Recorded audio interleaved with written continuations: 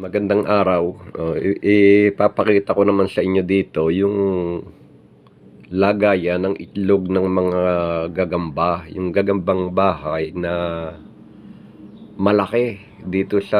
Mas malaki ito sa bahay na yung gagambang bahay na naglalagay ng sapot dito sa baybubong. Ito, mas paborito nito sa dingding o kaya sa mga sulok-sulok.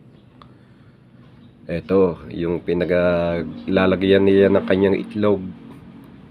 Ito, ginagawa namin ng mga nung bata kami. Sabi ng tatay namin, may numero dyan. Hinahanap namin kung may numero at tatayaan daw para sa huweteng.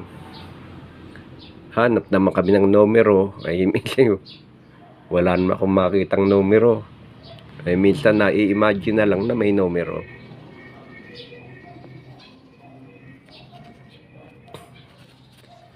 Ito, tingnan nyo ang laman niya. Yan ang kanyang laman.